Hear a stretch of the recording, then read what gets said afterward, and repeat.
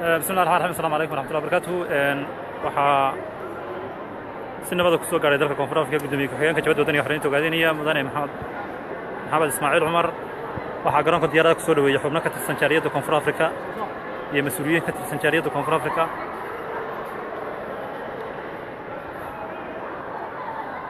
waxaad u jeedaan gudoomiyaha oo si nabad ku soo gaaray dalka Koonfur Afrika.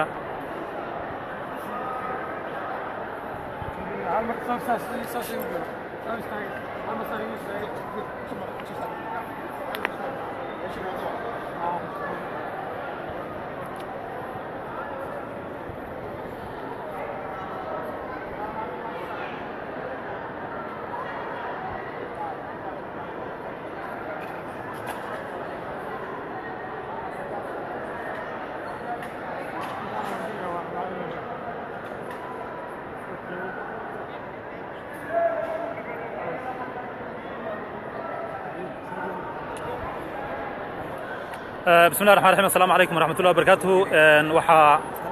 waxaa si nabada dalka Koonfur Afrika ku soo gaaray gudoomiye ku-xigeenka Jabhadda Wadaniga Xorriyadda Ogaadeenaya Mudane Maxamed Ismaaciil Cumar.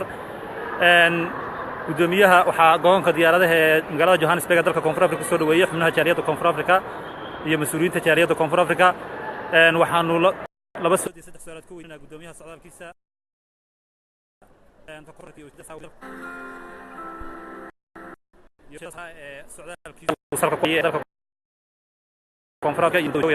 السلام عليكم ورحمة الله وبركاته. قدومي عليكم السلام ورحمة الله. قدومي waxaad wax yar warbixin naga siisaa socdaalkaaga dalka Koonfur Afrika iyo ujeedada aad dalka Koonfur Afrika aad ku timid ee socdaalkaaga.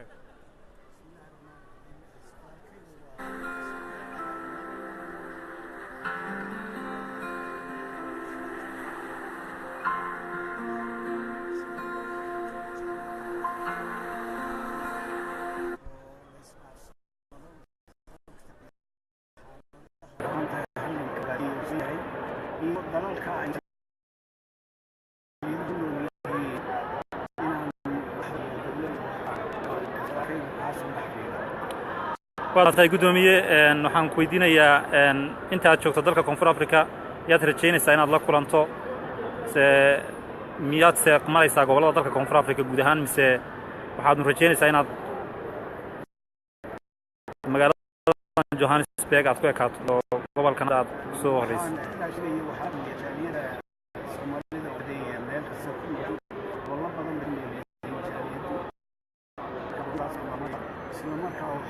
aan la kulmayaa jaariyadaha kale ee ururada isbahaysiga mucaaradka Itoobiya kamida waxaan kulmayaa jaariyadaha Soomaaliyeed dadka saaxiibada iyo walaalaha Soomaaliya dawladda South Africa wixii aan ka arki karayno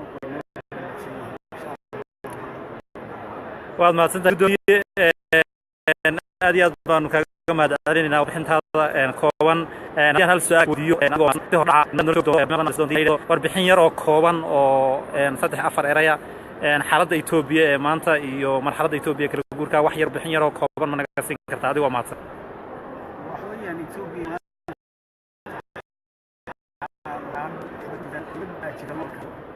walow ayna ku dhawaaqin ama dawlad kale wareegta ayna jirin xukun maanta ka jira dawladda dalka Itoobiya أنا وحاول عن شعورتي بالمرايد بكعدي يدا جدي إنه ما تحكم كي وصعدة إثيوبيا مصر ما حكى صعدة إثيوبيا حسوب يو جينوسايد بكى صعدة وما ويانه ما تقسمين شعب غير إثيوبيا شعب كينو ويدي كذين وكده من وين عدادس يدلكي مركا حالة إثيوبيا وحالة كريا حي عكس صارتي وضلي دولة العامة أي اقتصادي معارض موكسي كلية وهذا سعودانيين إلى الجنسية سوف رجيم وطن لكن مدينة شلح.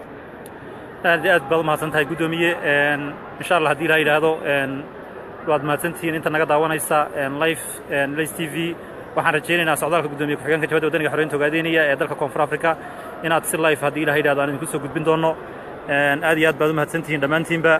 السلام عليكم ورحمة الله وبركاته.